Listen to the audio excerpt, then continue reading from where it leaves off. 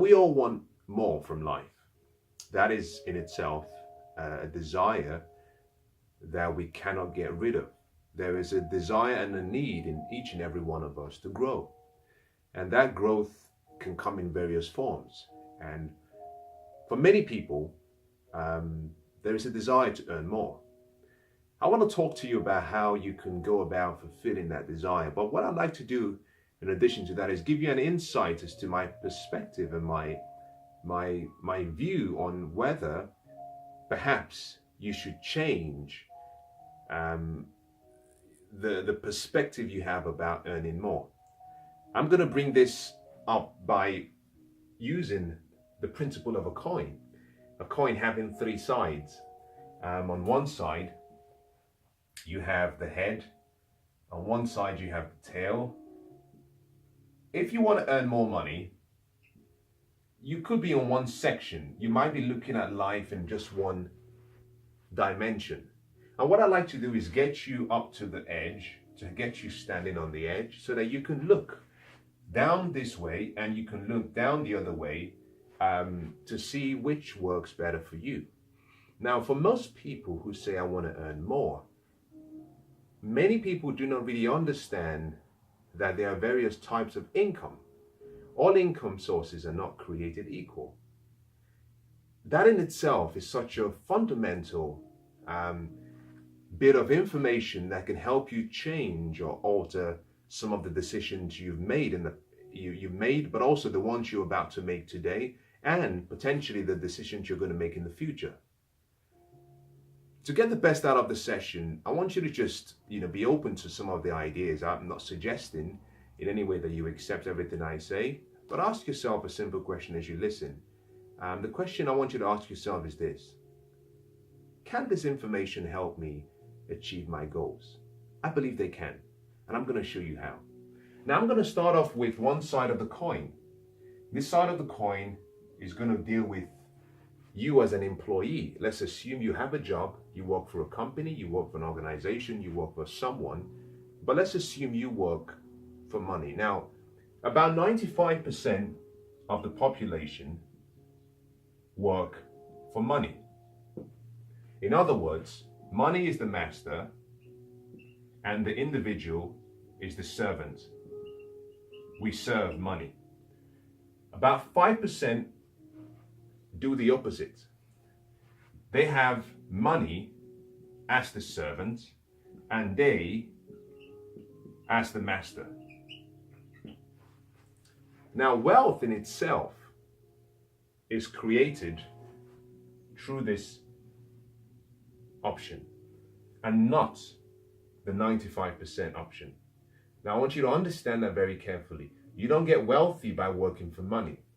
The wealthy do not work for money. You get wealthy by having money work for you. Now, you might be asking, well, I don't understand. How does that really work? Because I have to work. You work for fun. The wealthy work for fun. They work for joy. They work to develop their skills and talents. They work for their passion. They work for their purpose. But when it comes to the financial side, because everything I've just described is more about the fulfillment side. Success comes in three parts. Now, I'm digressing, but I think it's useful. Success comes in three parts. There's what we call achievement. And by achievement, we're talking about goal achievement, about results. That's the first part. The second part is what we call fulfillment. And by fulfillment, I'm talking about happiness. I'm talking about joy. I'm talking about purpose. But finally, there's something that we call lifestyle, which is about how do you live. It's about wisdom. It's about study. It's about how you get along with people. That is the equation for success.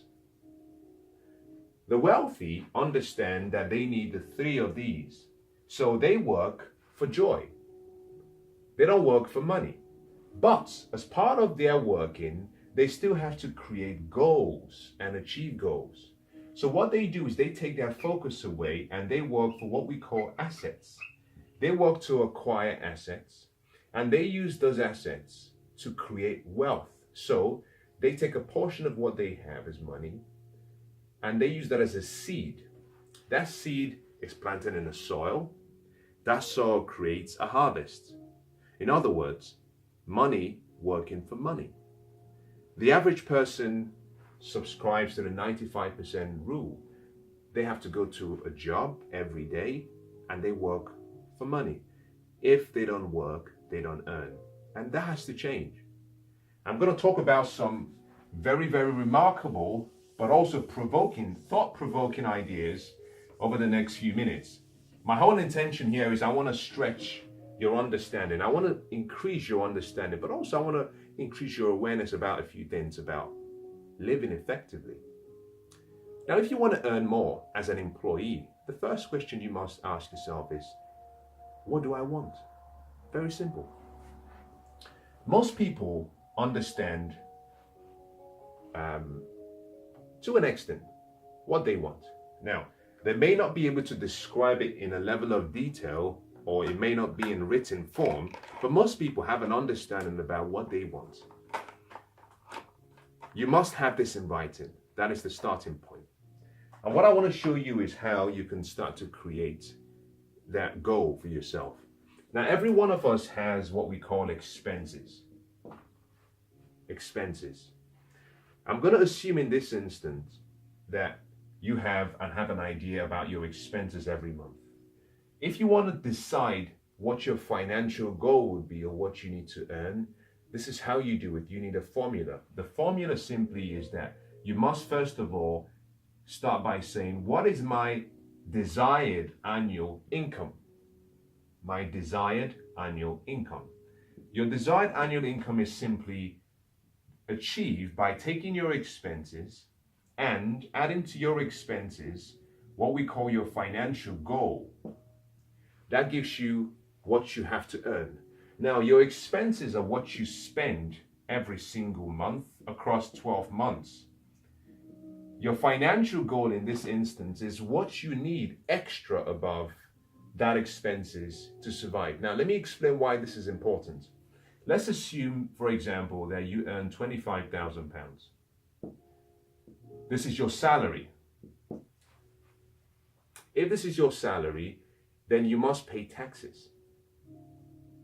That's a given. If you're an employee, the first expense is taxes.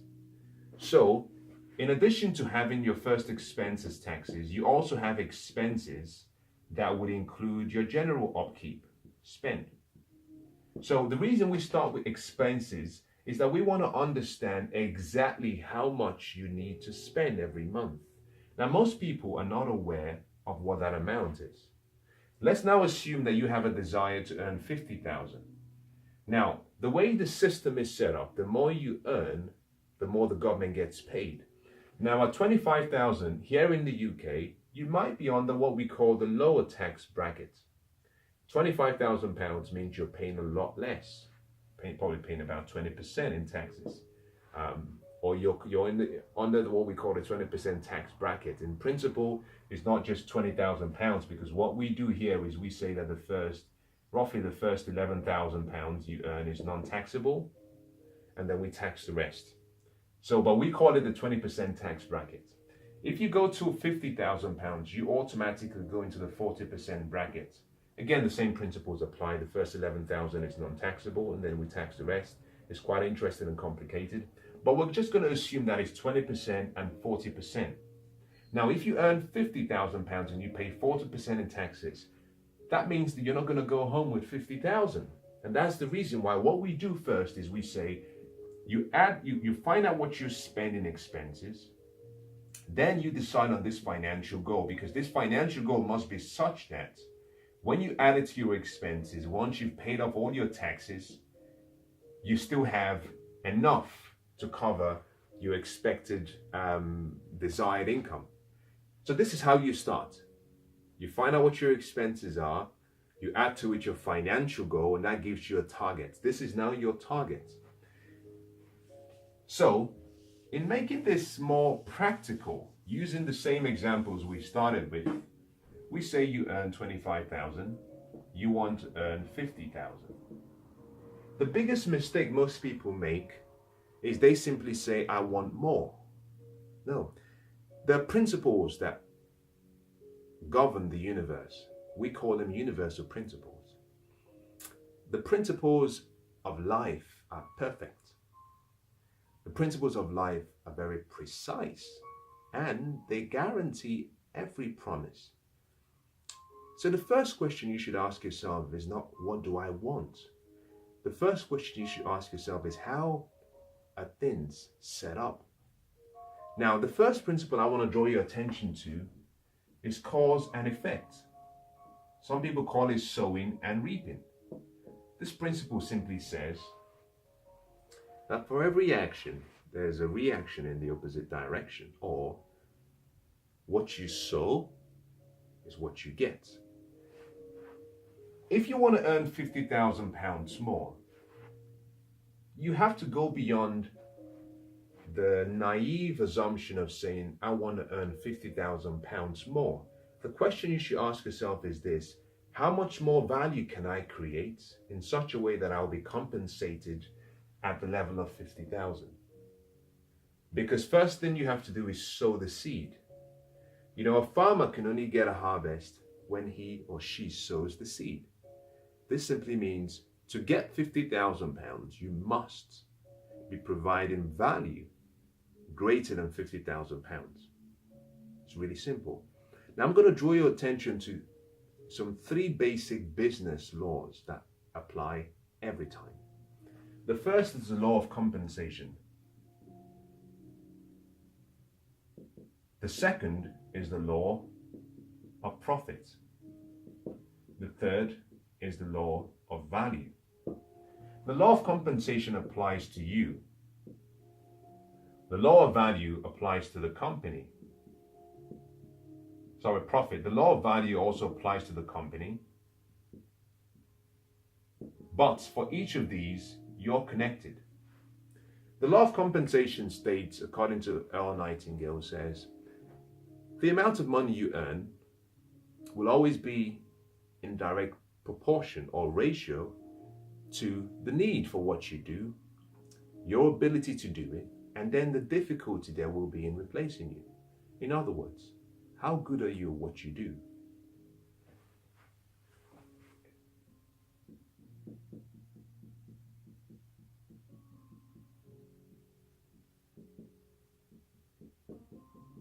Excellence is a must. If you want to earn more, if you want to get more, you've got to be more. You see, the have goals are great. We say, I want to have, this is my goal, I want to have £50,000. But the have goals should never precede the be goals. For £50,000, the question is, who do I have to be? Who do I have to become to be worthy of earning £50,000? You see, your level of compensation will seldom exceed your level of wisdom. And your level of wisdom is what shapes and forms your character. So the first question you should ask is, who do I have to be? Now, if the law of compensation requires that you're really good at what you do, then that's the focus you should perhaps adopt. How can I get so good at what I do that I'm almost irreplaceable, but also it's almost impossible to ignore me and my demands? The law of profit states that every business, every company is in business to make money. You must have a profit. Without a profit, there's no business. It's really that simple. And the law of profit says that if you walk up to a company or your boss, your supervisor, and you say, I want more, the first question every company would ask is, are we getting more value from you? Are we making a profit? Now, if you focus rather on yourself and focus on the company and say, how can I increase the profit margins in the business? By increasing the profit margins, now you've given the company an incentive to increase your compensation. Asking for compensation without any value being created is almost going against the laws. Because at that point in time, every company will ask 2 questions. Number 1, can we find someone to do your job better than you do it? And can we find someone that can do it at a price less than what they're paying you? Whilst you talk about being paid more, the company is thinking about, can we get it done for less and make more of a profit? Now, your role here is to demonstrate to the company why they need to keep you, but also why they must pay you more. And that only comes as a result of you providing results. Now, results is the name of the game. If you walk up to your boss and you say, listen, I've increased the profit margin by X amount over the last 2 or 3 years, and I think I'm adding value, and I think I can do a little bit more, but I believe that I should be compensated based on the value I'm providing. Now the company has an incentive to listen. There's nothing so tragic and sad as someone going up to an employer and saying, I want more. And the employer looks at all of what they've done and their performance, and they see so many holes. The company might sit there and think, I think you should actually give us a refund because we're paying you much more for what we're getting from you. Now, the law of value I've dealt with briefly deals with how much value you're creating. The purpose of a business is to solve problems. If you solve problems, you create value. So you should be asking yourself, am I solving enough problems? You have to become a master problem solver. The kind of person whereby if there's something wrong in the company, your name comes up first. Because the more problems you solve, the more value you can create. But it's not about solving any problem. You must solve the problems that matter the most. Think about this. If you look around where you live, you look around where you work, there are people who work very hard. The hardest working people are not the highest paid. My experience has shown me that the hardest working people in most places are the poorest paid. And the reason is simple. They're working hard, they're solving problems, but the problem they're solving is not creating enough value. Maybe the problem is only creating a value to a small selected group of people. You must think about how do you provide more service to the many. The more you serve many people, the more you are compensated. That's the key. That's the philosophy about life. You must serve many people if you want to be great. Now, these are simple philosophies that I've dealt with. The strategy we've talked about, simply, you want to earn £50,000, you must start to think about how you can use these philosophies to help you. Now, the best way I can describe this, if you want to take a step forward and make this practical, is ask yourself a simple question. At £50,000, when you joined the company, you had what we call roles and responsibilities. Now, these roles and responsibilities were based on your job description and your job function. And they were listed out. For someone at 50,000, that's almost double what you're earning. Obviously, they will have different sets of roles and responsibilities, and they will have different job functions and list of duties. What you have to do, if you're now ready to become that person, is you have to speak to your line manager and say, I want to see the roles and responsibilities of someone who earns 50,000. I want to see their job description. I want to see their job function. When you have it, study it, internalize it, because that is now your goal. That is now your B goal. It's your character goal. This means you have to stop operating at this level. You have to start working and operating at that level. And that doesn't mean you just stop what you're paid to do. You're still going to have to do what you're paid to do, but you've done it so well for so long, it's probably automatic. It's like a habit now. The question is, you have to start acting like the person you want to become. You don't wait. Most people, I think this is where they've got it wrong. They say, I'm going to stop acting like that person when I get paid. That's wrong. You've got to start acting like that person today. And then hopefully, by acting like that person, you raise your level of awareness, you increase your level of understanding, and you attract that 50,000. It's really simple. You must start to act like the person you want to become. Start solving more problems at a much higher level. Now, this would require a lot of study because you'll be stretching beyond your comfort zone to grow into this new person. It would require a lot of sacrifice. Here is the point. That is the promise. This is the price. The promise is guaranteed. The price must come first. The price must be paid in full. The price must be paid in advance. But the price must come first. But if you pay the price, you get the promise. And if you're not willing to pay the price, you don't get the promise. Now, most people go and stand in front of a fireplace and they say, I'm cold, give me heat. That is violating the laws of the universe. You've got to put wood first, put fire there, and then the fireplace will give you back heat. That's how life works. But you've got to pay the price. In the laws of success, you're going to have to give up something of value to get something of greater perceived value. Now, this would mean, in this case, to move, to be able to do this role and do this role, both of them, you're going to have to work twice as hard or even more. You're going to have to become more effective in how you use your time. That means you may have to give up some of your time, your spare time. You may have to give up some of your hobbies. You may have to give up some of your other areas of your life that you perhaps consider to be very cherished. You're also going to have to give up some of your old attitudes. Because you see, at this level, your attitude is based on your thoughts, your feelings, and your actions. You have to give up all of your old attitudes to adopt a new attitude and philosophy. Now, I hope that's been useful. It's very simple. To have more, you've got to be more. That's how life works. There's no way around it. You've got to be more. To be more, you've got to invest in yourself. And this simply means invest time in study, invest time in sacrifice, invest time in practice. And more than anything, be willing to fail. It's a law of life.